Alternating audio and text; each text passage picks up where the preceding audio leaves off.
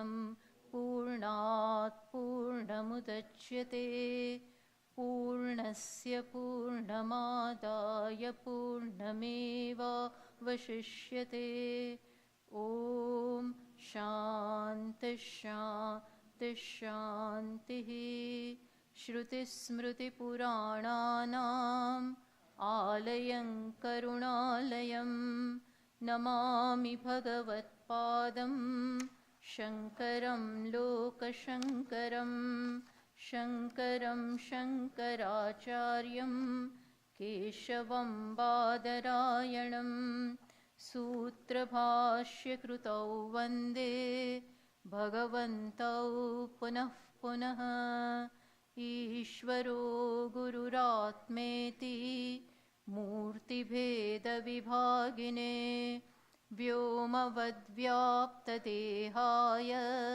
दक्षिणामूर्तये नमः.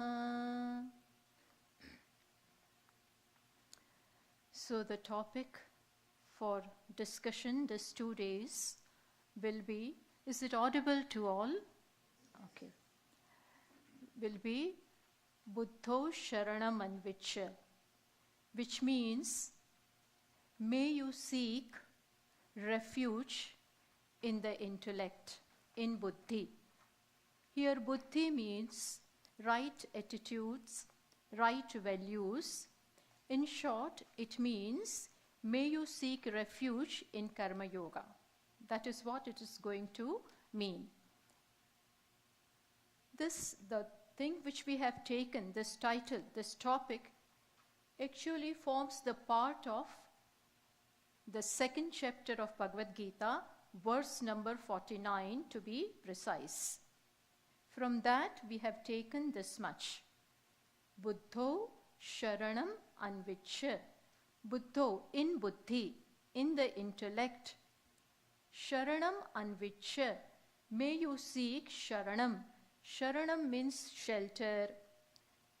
Shiryate asmin iti śaraṇam, where all your problems, all your difficulties, to get rid of them, may you seek shelter over there. So this is what we have taken from verse number 49, chapter 2. The entire verse reads as follows, which is even given in the handout which is given to you.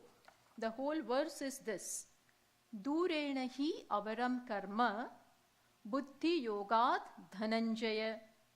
Then comes our title, Buddhau śaraṇam anviccha krupanaha phalahetavaha.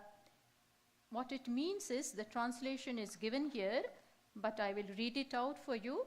It means that the action which is performed with the desire for personal agenda, the action which is performed with the desire for personal benefit is avaram, durena hi avaram, is much, much inferior to buddhi yogat. O Dhananjaya, Arjuna is called by the name Dhananjaya here. O Dhananjaya, an action performed with the desire for personal benefit, with personal agenda, is much inferior to the action performed with buddhi yoga, which means with performed with the what shall we say, with where the intention is to please Ishvara, intention is to offer something. So action without this kind of personal desire, but performed with the desire to please Ishvara, is much, much higher than the one performed for the personal desire. And therefore, then this line comes, Buddhau śaraṇam anviccha. Therefore, may you seek refuge, may you take shelter in buddhi, which means in the right attitude to perform the action. Why?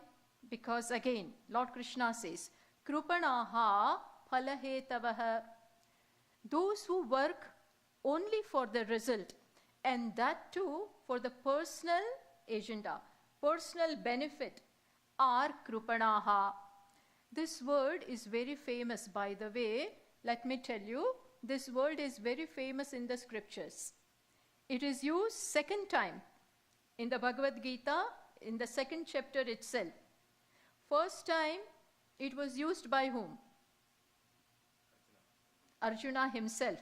Arjuna himself uses it for the first time. We will see in which context, but he himself uses it. And now Lord Krishna uses this word. Krupanaha means miser. Krupanaha means one who has but cannot use it. One who has something, money or some quality, some talent, but cannot spend it, cannot use it, in the fear that it will go away. These are called misers. So, Lord Krishna says, those who work only for the personal benefit, sakama karma only, that if I am going to get this out of this action for myself, then only I will perform. So, when an action is performed with this kind of bent of mind, these people are called krupanaha. And therefore, O Arjuna, may you seek shelter, may you take refuge of karma yoga. Buddhau means may you take refuge of the right attitude, right values. See, when Lord Krishna says something, it is very important and we have to take it very seriously. So, here he suggests karma yoga. And he uses karma yoga. Karma, see, yoga, I'm sure you all know, yoga is in the sense of joining. It has come from the verbal stem, from verbal root yuj, which is in the sense of joining. Yujyate anena iti yogaha, by which you join with something. That is yoga. Now here, Lord Krishna shows a brilliant means whereby through karma we can join with the reality or with Ishvara. So he shows that karma is not ordinary, but not mere karma. Mere karma or mechanical karma performed without understanding, sense right attitude and intention and right perception. When karma is performed without this, it doesn't bring any ulterior result. But when it is performed with the right understanding, then it becomes an excellent, a brilliant means, an excellent means for self-growth. It becomes an excellent means for us to proceed. It has the capacity to completely transform ourselves. It has the capacity to metamorphosize us from where we are to taking us to the portals of freedom. So, karma yoga, where, as I said, karma becomes a means. Karma becomes a means to join with the reality, with the truth, with Ishvara. So using the karma in this way, this, according to Lord Krishna, is an indispensable means. Not only for knowledge, it prepares us for knowledge, but I would say not only for knowledge, but to be happy, to be content in our day-to-day life also. To make our daily living, to make our day-to-day life also a source of joy, a source of contentment. This is unavoidable. This karma yoga, or the right attitude in buddhi, right attitude, right perception behind performing an action, is indispensable. If we have it, then we have made it. Because, as I said, without that, there is no progress. There is no headway. We will remain what we are. Without this, we will be, we will remain only selfish. Our life will revolve around only ourselves. Whereas this is entirely antagonistic to what the scriptures have to say. And that is why Lord Krishna makes it a point to say that may you seek refuge or shelter in buddhi, which means in karma yoga. From this verse onwards, the 5 verses, from 49 to 53, the 5 verses are such where Lord Krishna puts buddhi on a different pedestal. All along, it is very important. But these 5 verses are supposed to be, Buddhi Yoga Upanishad, where he talks and eulogizes, shows an important place of buddhi. Actually, buddhi, the intellect, as Kathopanishad says, that Kathopanishad compares our life with a journey, which has a destination. And this body is in the place of a chariot. And buddhi, the intellect, is supposed to be the captain of the ship. Buddhim tu sarathim viddhi. The Upanishad says, Buddhim tu sarathim viddhi. Buddhi is the charioteer of this journey, of the captain of the ship, and with which we have to navigate our path, navigate our way, and reach the destination. So without the right values, without the right attitudes, without right principles in the buddhi, and not merely that, but then making an effort to bring that in life, making a concrete effort to bring what is here. Do not let it remain just here, but bring it in life, bring it in every moment. And that is possible only and only with karma yoga. We may be very rich here. There may be very beautiful ideas. The whole scripture may be here. But unless it is brought into practice, unless we live that, what is here has to come here and has to manifest through our actions, through our thoughts. It has to come, it has to become a reality. Unless and until that happens, it is not going to bless us, much less bless others. So, that is why karma yoga and the right attitude in buddhi is very, very important. That is why Lord Krishna emphasizes upon that. Of course, it has its roots in Upanishads. Whatever is there in the Upanishad, that Lord Krishna has culled and brought it in Bhagavad Gītā. Where are the roots for this, for karma yoga? We will find this, but it is there in the Upanishad, but particularly in which Upanishad? Can somebody tell me? Where specific mention is made. It is found in Ishavasya Upanishad. It is found in Ishavasya Upanishad. And since Isha Upanishad is Mantropanishad, Brihadaranyaka is Brahmana Upanishad. So mantra elaborates upon, Brahmana elaborates upon Mantropanishad. So it is there in Isha and then also elaborated in Brihadaranyaka Upanishad.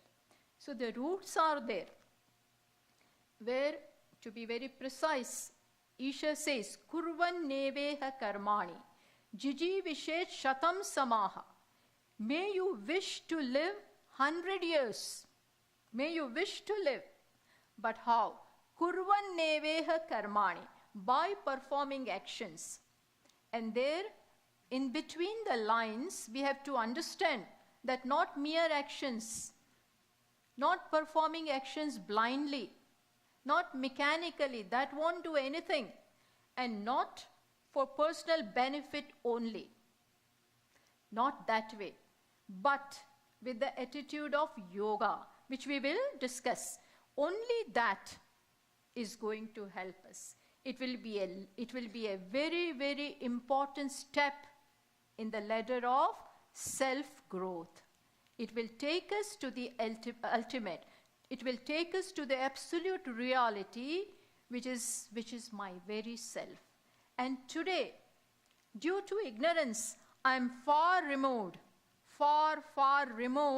from my true nature. And I have to come back to that, like that prodigal son. I have to come back.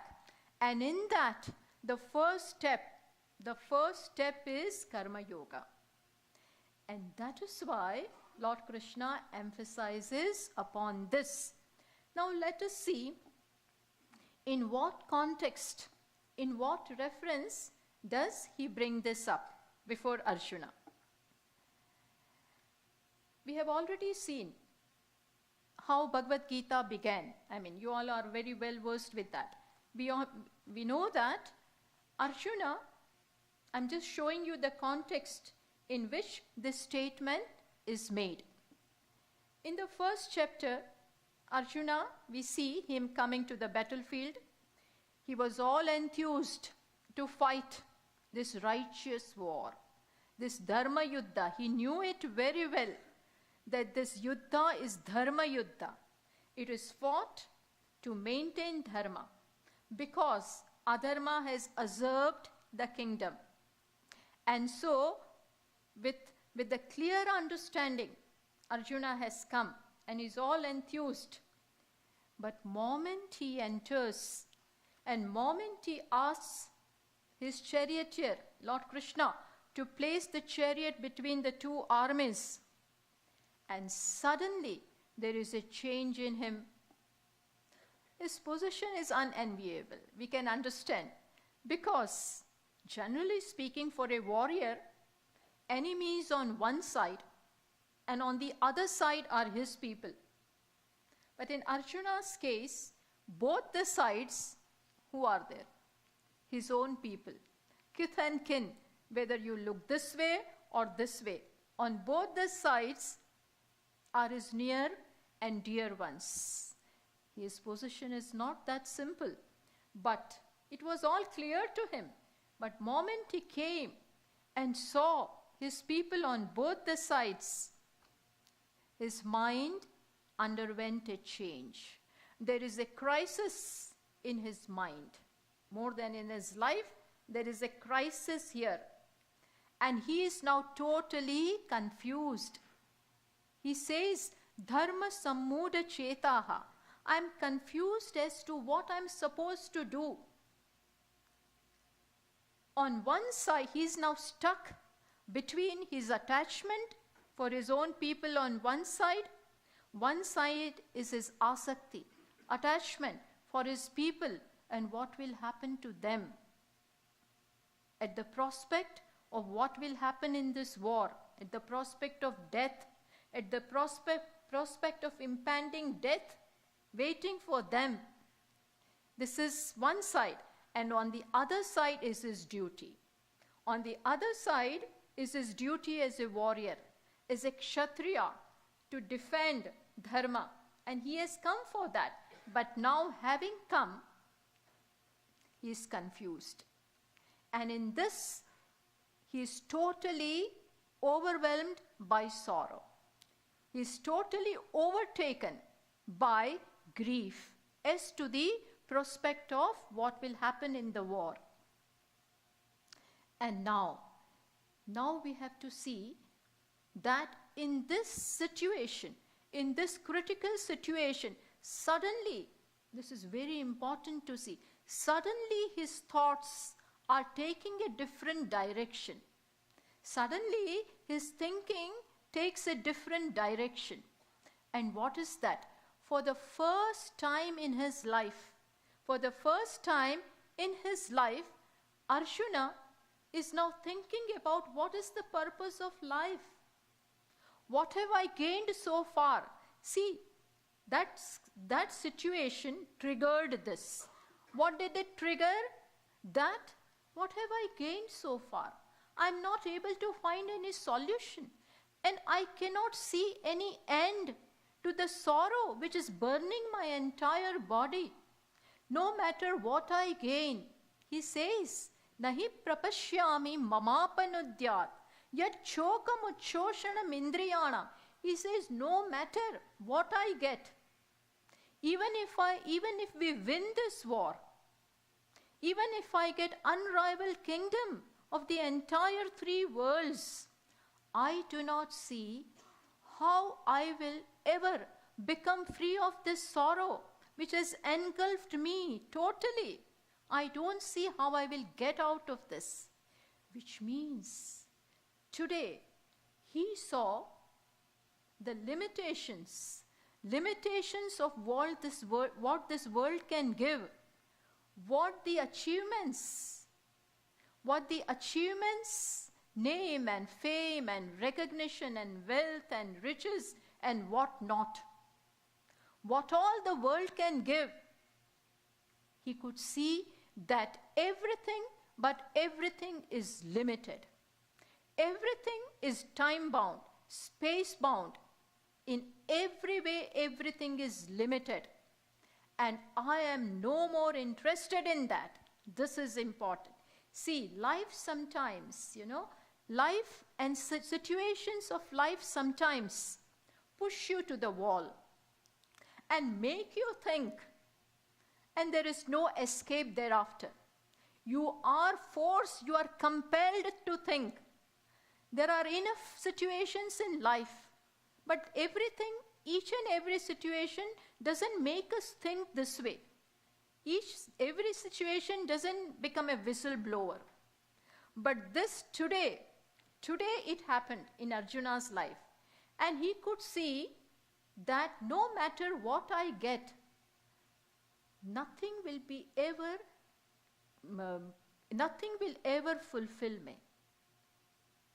Nothing in this world has the capacity to make me content, because everything is fraught with all kinds of limitations.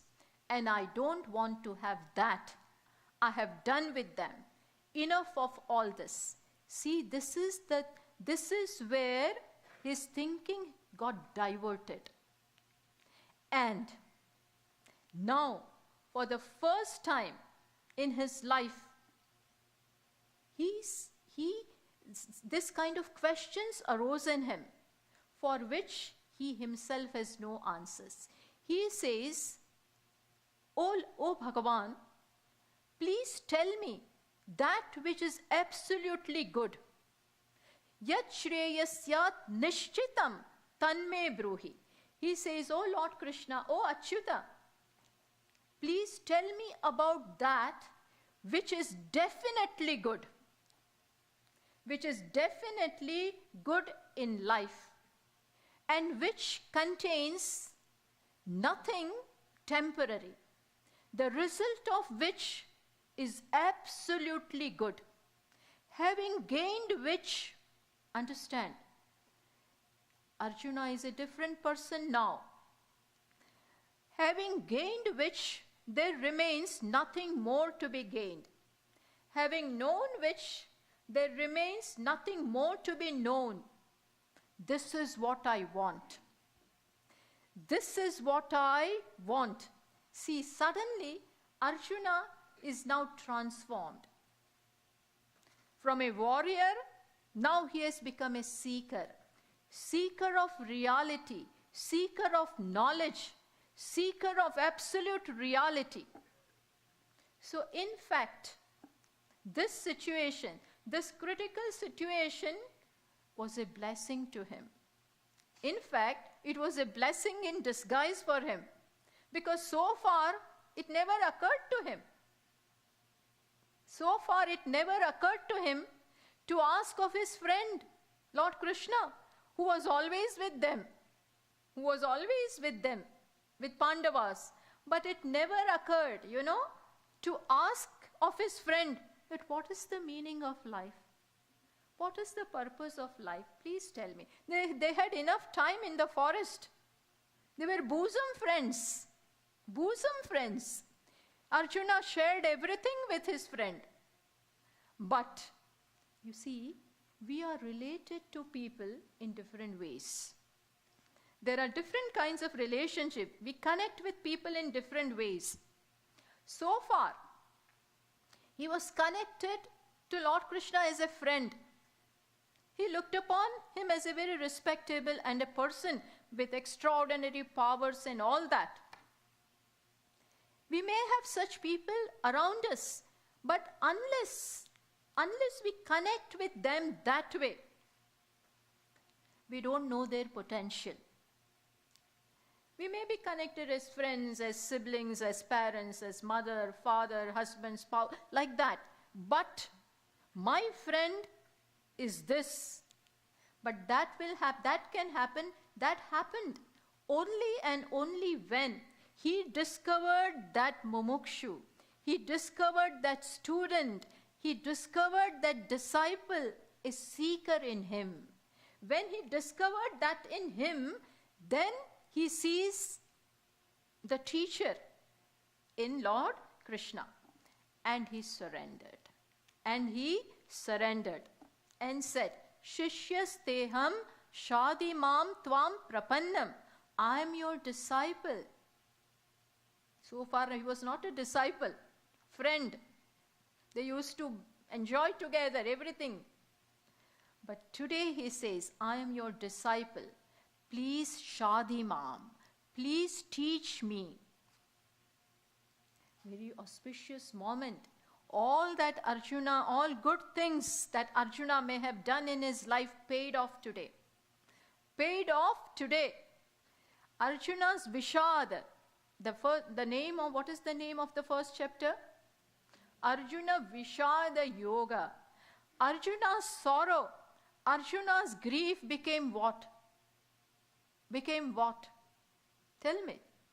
Yoga, this Vishada, this grief in his life joined him with this. Everything paid off. You know, the life begins now.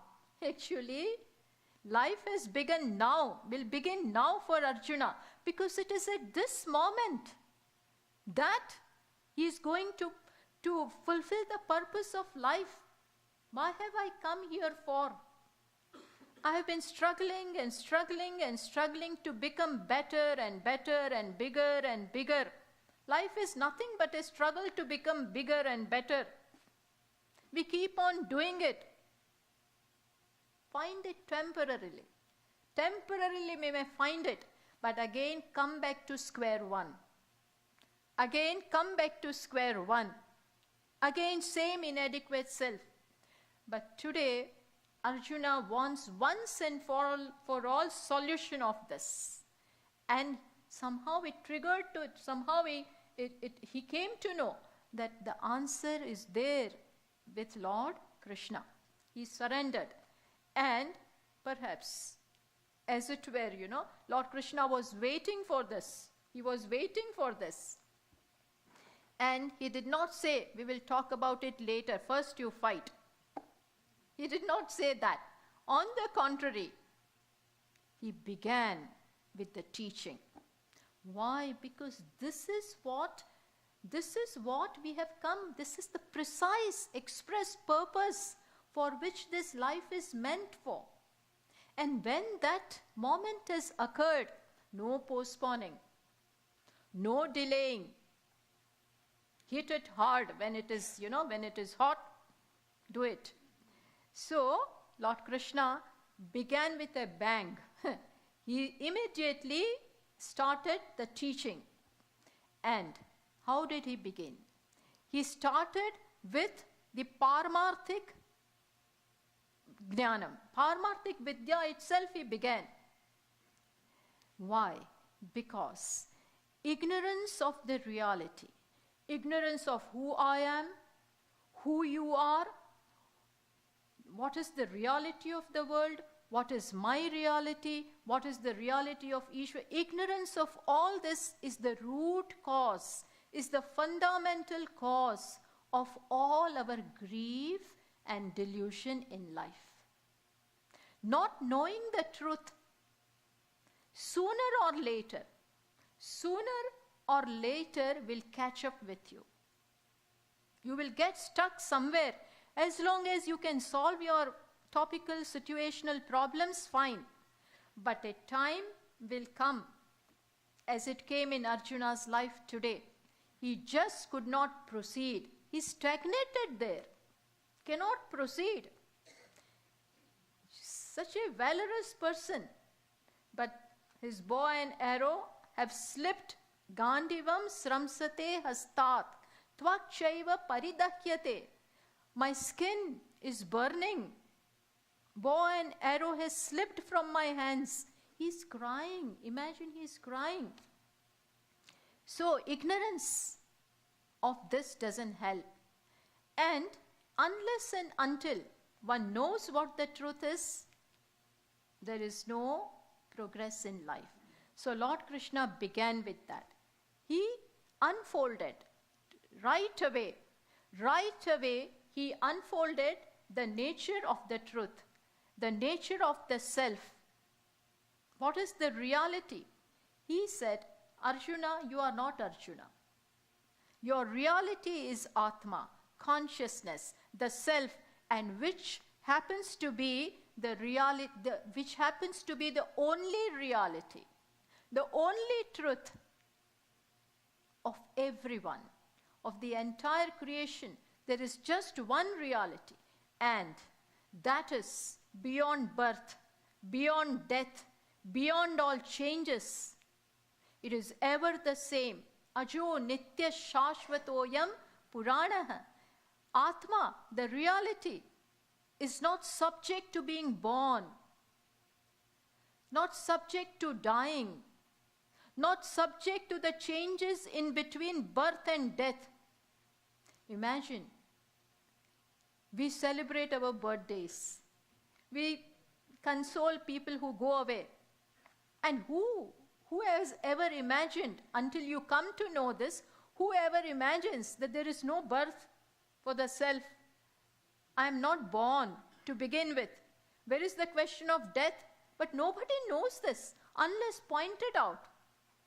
Unless pointed out, unless taught, nobody knows this. Even in case of Raman Maharshi ji, he was afraid of death. When he was of the age of 16, he writes that the fear of death was always there.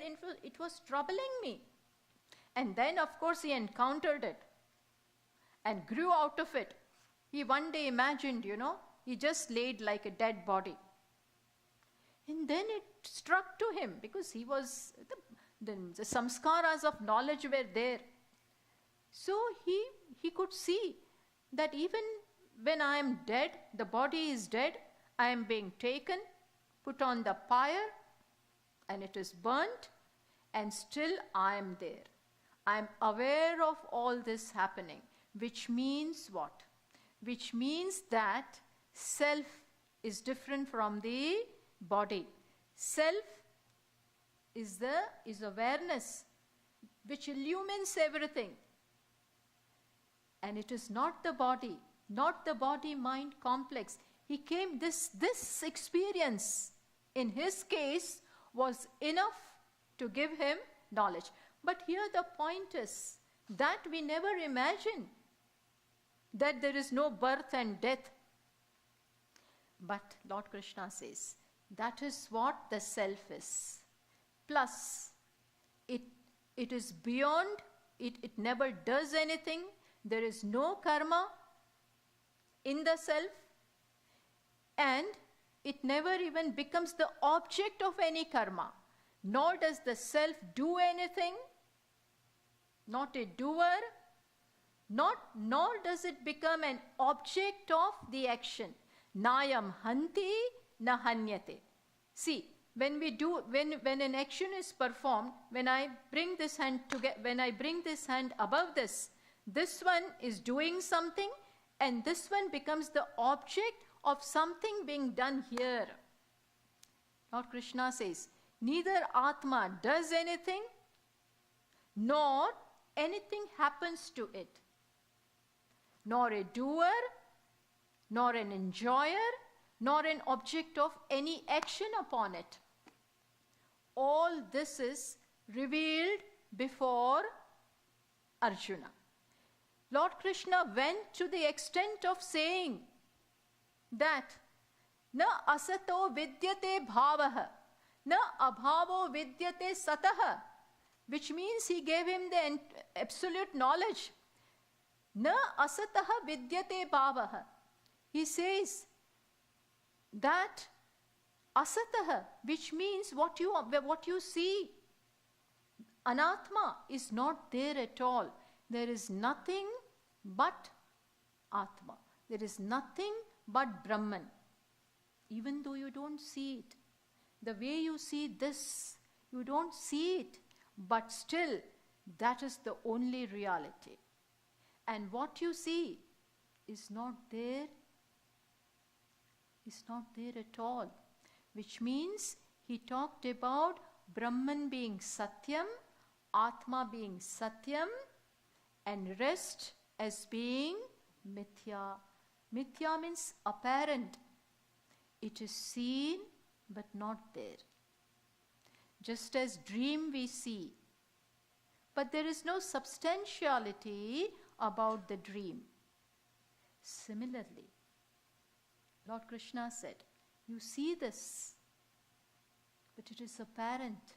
It is an appearance. Why is he saying all this? To show to Arjuna that your grief, your delusion, your grief is totally misplaced. You are grieving for something which doesn't deserve grief. All this is elaborately explained, taught to Arjuna. But naturally, obviously, it is a high dose. It is a very high dose to begin with. Arjuna is hearing about all this for the first time. Who can ever imagine that there can be such a reality, and that reality is myself? All along I take myself to be this helpless person, limited in so many different ways, one among many. How can he of course, Arjuna is all eyes and ears listening to Lord Krishna, and is stunned literally. Lord Krishna could see, teacher knows where the student is. Not that he doesn't understand, but it has been too much, obviously. And therefore, Lord Krishna now could see that this is easily said than done. It is too much. This knowledge, or any knowledge for that matter, requires preparation, requires a fit instrument to grasp it and to retain it. Any knowledge for that matter. Why talk about this only? Any knowledge requires that you must prepare yourself.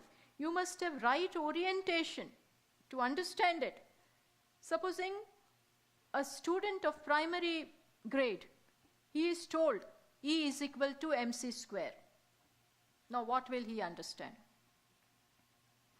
It will mean nothing to him. It requires a lot of physics, lot of knowledge to be able to understand. Similarly, this knowledge of the self which is nirguna, nirakara, niravayava, without any qualifications, without any form, without any parts, extremely subtle, which you can't perceive. It's not easy to understand this.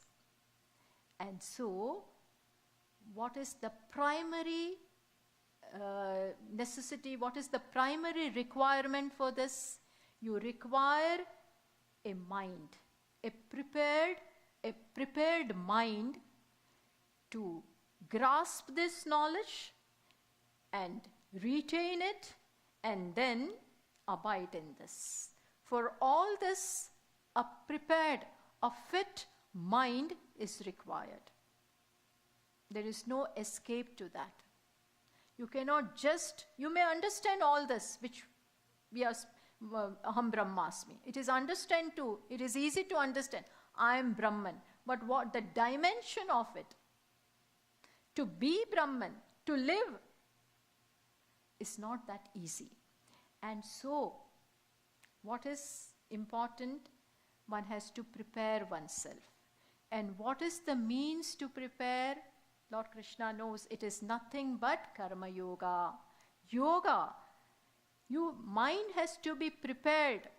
See, always the instrument should be in keeping with the object that you want to know, the object that you want to see. Supposing you want to see the stars and constellations in the sky, in the space, then with this bare eyes, I cannot see. I need telescope or things like that. You know, like similarly, if you want to see something in the laboratory, amoeba and those kind of things, for that, according glasses suitable to that are required. Similarly, for the knowledge of the self, for Atma, for reality, you require an equally eligible mind. Mind has to be akin or similar to Atma, similar to what you want to know, which means what? Mind has to be pure. Kathopanishad says, Esha sarveshu bhuteshu gudotma na prakashate. This Atma is there everywhere, in everybody's heart. Everybody is Atma. Everybody has this as their core reality. But we do not know it. We are just unaware of it. But when can you come to know? Drishyate tvagraya buddhya sukshmaya sukshmadarshibihi. Lord Kathopanishad says, it can be seen, it can definitely be known, but by which mind? By a subtle, pure, sharp mind. Not the sharpness with which which a businessman may have, or not that kind of astuteness, but purity. Mind has to be pure and subtle. Atma is all pure. It is just one, no divisions, no duality. My mind should become like that. With a mind, understand this, with a mind replete with likes and dislikes, with a mind replete with kama, krodha, lobha, moha, mada, matsarya, desires, all kinds of desires, anger, greed, jealousy, arrogance, delusion, and stark selfishness. My life today, it's quite possible that it revolves around I and mine. Sometimes only I. Nobody else is important. I may use people for my benefit. When life is like that, when my perception, when my attitude, when my nature is like this, I'm far and far and far removed. This mind is not ready. This mind cannot appreciate, much less understand, much less abide in the self. Reality is just one. Lord Krishna says in the 6th chapter, Vidya Vinaya Sampanne Brahmane Gavi Hastini Shuni Chaiva Shvapakecha Panditaha Samadarshinaha. A Pandita, one who knows, is what? Samadarshinaha. He can see the same self in the gamut of all differences. What? In a Brahmana, pure person, cow, dog, in all such different things, in all such different upadhis, a wise man can through and through through and through, appreciate the self. The self that is here is the self everywhere. So tell me, how many eyes are there? Eyes, not this eyes, E-Y-E-S, but I, capital I. We cannot use plural for that. You call yourself I, you call yourself I. But if all this is nothing but the self, so how many I are there? Just one. But do we feel that way? Do we feel that way? My boundary stops here. My sense of I, where does it stop? Here. Don't touch me. Don't come near me. Don't do this. Don't trespass. Nothing. Like that. So, this is where we are today. This is where, generally speaking, people are, barring the wise man. Barring wise man. And remaining here to expect, that I will come to know the self, impossible. Impossible. It is a far-fetched dream. Far-fetched dream. It will be just mere talk. Nothing more than that. So, as they say, through the corridors of hatred, you can't find love. To find love, you have to be lovable yourself. You have to get rid of all the narrow-mindedness, all roughness, all cruelty, all hatred. All this is to go. Similarly, to know the self, the one reality underlying everything, my mind has to become of that stature. My mind has to expand to accommodate everything. And this, according to Lord Krishna, can happen only and only by Karma Yoga. We have to prepare this mind first. And so, what is required? What is required? There, this comes. Buddhau, śaraṇam, anviccha. May you now take shelter in your buddhi, means intellect. Now see, knowledge has already been given. Knowledge has been given. Buddhi is now it is filled, or it is, enlightened about what the reality is. Reality is one. This now the buddhi knows. So now, don't swerve from this. Don't let this be the focal point of your life. And whatever you do, that reality is one. It is full and complete. There is no incompleteness in that, which means I am full, all full. And everything is nothing but Ishvara. What I see before me is nothing but manifestation of that reality. This has been taught.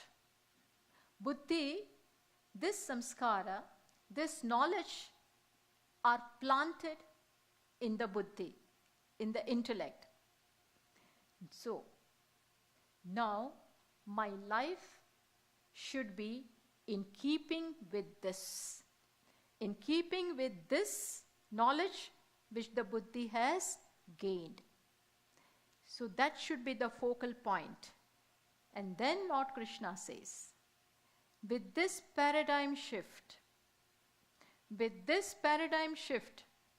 now bring this knowledge in life. Understand? We have to bring this knowledge which is there, which is here, to make it a reality, to make it my own, to make it spontaneous. I don't have to think whether you are Brahman or not, whether I should be kind to you or not, whether I should love you or not. I should not be thinking. It should become spontaneous. Spontaneity is the name of the game. And that can happen only and only when we make a concrete, concerted effort to bring what is here in life, every moment. And that can happen to begin with what? Karma yoga. Today, when it is just taught, it's not possible that I can sit and meditate and I am Atma. Cannot even sit properly. It's not easy to abide and just be with this. We are so restless. There's so many things to do. So many things are attracting our attention. Why? Keep aside these talks of Atma. It's going above my head. Not that easy. So, begin with action. Action is something which pervades our life. To some people, like Nachiketa, supposing. You know Nachiketa? Nachiketa is the hero, the main disciple in which Upanishad? Kathopanishad. To him this may suffice. What? He is Uttamadhikari. It is enough to tell him, you are Brahman, and he is Brahman. He abided in that. For him it is fine, because he was ready. He was all ready. But for most of us, and Arjuna is like us. In fact, Lord Krishna is talking through the shoulders of Arjuna to us. To humanity at large, there is Arjuna in all of us. All of us. And he is talking to us. We are like him. He represents us. We are caught in the snare of life like him. Every moment we have to take decisions, whether to do this or that, whether go for this or that. And at that time, what we require is knowledge. To come above, for self-growth, this is required. And so, Lord Krishna advocates Karma Yoga to Arjuna. Arjuna didn't want it, by the way. Arjuna didn't want it. He wanted straight away to renounce. To renounce and go away. Bhagavan knew better. Bhagavan knew better that it is easy to wear the clothes. Easy to become sannyasi. Easy to renounce. But then difficult to live that life. He says in precise words, Sannyasastu mahabaho dukkham aptum ayogatah. Lord Krishna tells Arjuna, you want to become, you dream about becoming sannyasi straight away. You want to leave this war and go to Rishikesh? He wanted to leave Kurukshetra and go where? Directly to Rishikesh, to some sannyasi, and take sannyas and go away. Bhagavan says it is all easy to talk. Sannyasastu mahabaho dukkham aptum. It is very difficult to attain that, to live that life without what? Dukkham aptum ayogatah. Ayogatah, without yoga. Without the life of yoga. Without making your daily life nothing but a life of sannyasi. So, Karma Yoga is nothing but knowledge in practice. Sannyasa in practice. Sannyasi hands-on is Karma Yogi. So, while living, you have to bring to bear upon each and every moment this knowledge, which is a big challenge, which is challenging. But there is no escape. No escape. No, it is too difficult. Give me an option for this. I will drop out from this. Not possible. Either you do this or you fall. Either you take up to this life of Karma Yoga, there is no choice. There is no choice. Either you do it or go down and down, and because the base tendencies in us will not leave us. Ignorance is there. If you don't do anything about it, it will perpetuate. It will perpetuate. Kruti maho dadau patana karanam. Raman Maharshi says, Upadesha Sara, when an action is not performed with the attitude of offering, then it will perpetuate ignorance. Kruti maho dadau patana karanam. Phalama shasvatam gati nirodakam. In fact, it will become an obstacle. It will not, there will be no headway. You will remain where you are having come to this life of a human being. We have to proceed. And buddhi has to be used. Buddhi is given for that. If we don't use it, then waste it. Then waste it. Kena Upanishad says, what does it say, These people, rishis, they come up with beautiful statements to create an urgency in us, to wake us up. It says, Iha ched avedit ata satyam asti. It says, which means what? If you know it now. Now means where? When? When? If you know it now. Iha, if you know it here and now. Iha ched avedit. If you know it here and now, means where? In this life, today, now. No postponing. No postponing. If you know it here and now, iha ched avedit ata satyam asti. Then you have known it. You have made it. Then you have made it. No ched iha avedit mahati vinashtihi. If you don't know it, then it will be big loss. Mahati vinashtihi. We can't imagine. No, Swamini ji, what loss? What loss are you talking about? We are enjoying our life in USA. What are we missing? Nothing. Everything is fine. What loss are you talking about? Loss means what? We'll be krupanaha. Krupanaha means we have, but we don't have the heart to spend. Misers. Misers have things, lot of money. One who doesn't have cannot be called miser. One who doesn't have and cannot spend, he is not a miser.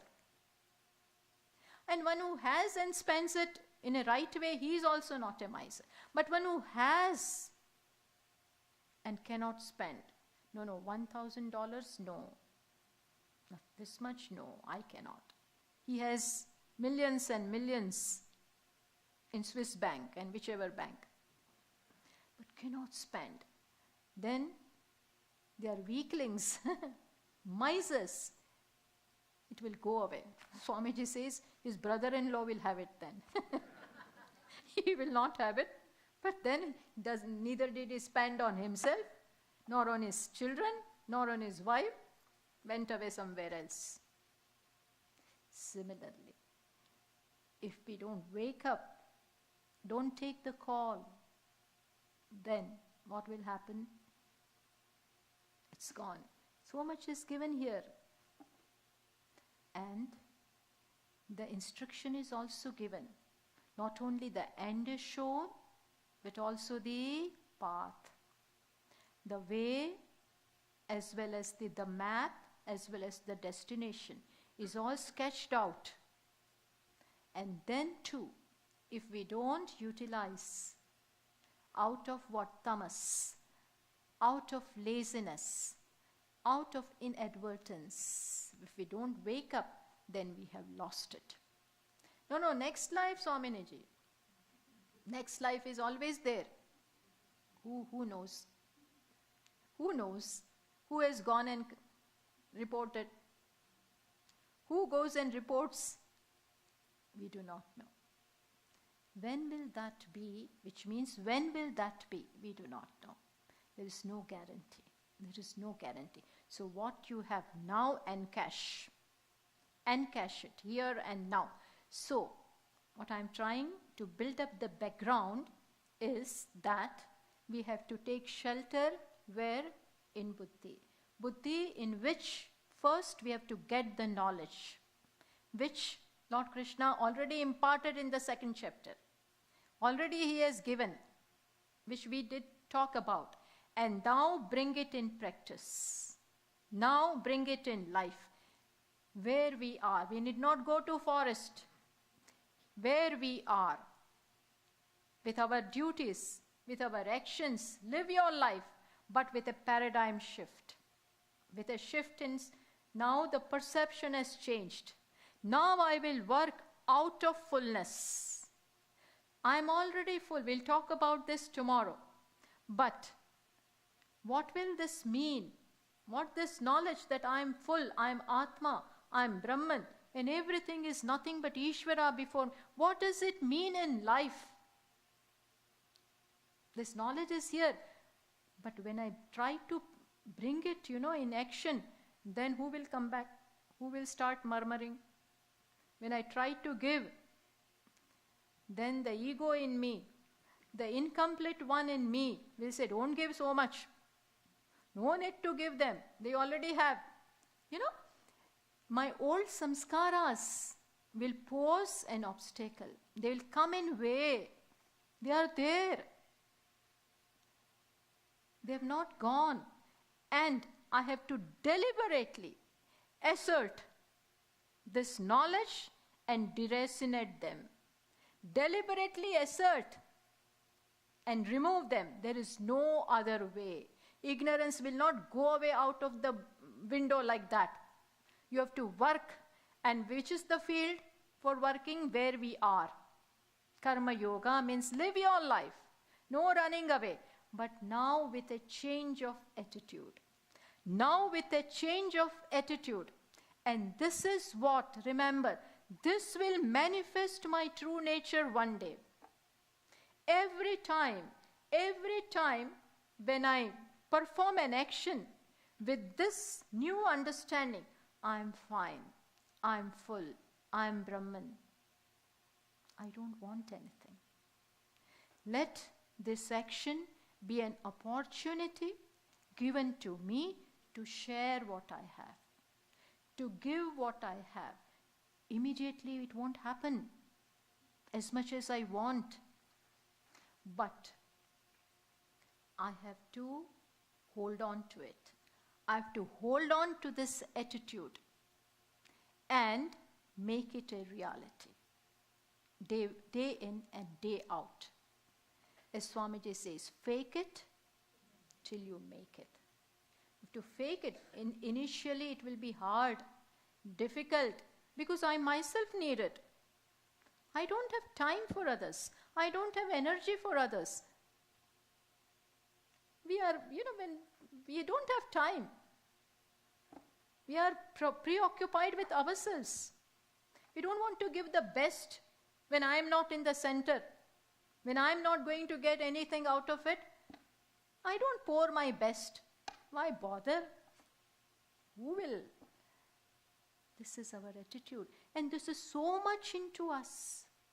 It is so deeply ingrained, it is so deeply embedded, ingrained in us, that not that easy to remove. So we have to make an effort. And every time, remember, keep in the background what? What? What are we going to keep in the background while working? We'll talk about this tomorrow, but from what I have said today, what am I going to keep in mind while working? I am full. I am Atma. I am happiness. So I will perform from the platform of what? Which platform? Beggar or richness? Richness. I will be a rich man. I am already rich. Atma. What does it not have? From that platform I will work. Even though I don't feel it, Swaminiji, I don't feel anything. You are talking about richness. I myself need happiness. I myself want love. And you are talking about giving it to others? I myself need it. I am so insecure. I myself want attention. I myself want love. And you are saying, you do give it to others. You don't ask for it. Not possible. Yes, but still we have to, because this is reality. Whether we understand, whether we can accept or not. Shruti is pramana. Wise men are pramana for this. So keep this in mind. This is not Atma. I'm just showing it to make you explicable. From here we work. And then we start serving. We start doing what we have to do. Not what I like, but what is right. Not what is beneficial to me, but what will be beneficial to you. Because I am no more now an individual. I am everything. So, this will be what we will elaborating upon tomorrow. Thank you. Om Purnamadah Purnamidam Purnat Purnamudachyate Purnasya Purnamadaya Purnameva Vashishyate. Om Shanti Shanti Shanti.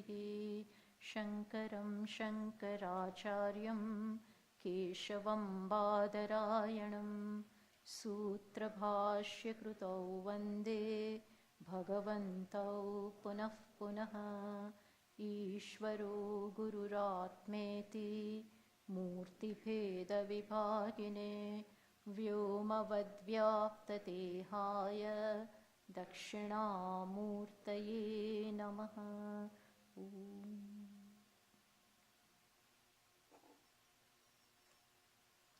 Thank you.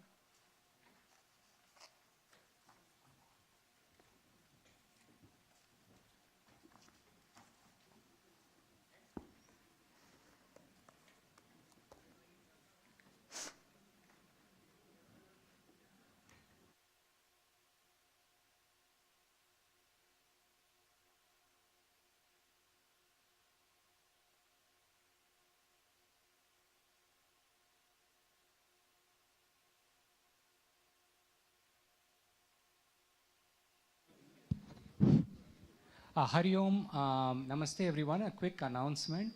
At 2 p.m. we are going to have the annual day celebration for the Arshavidya Bala Gurukulam. Please come and support it.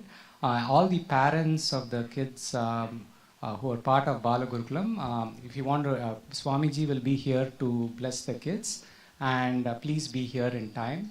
And also if you want to say a few words about your experiences, let me know. You can come on stage and do that.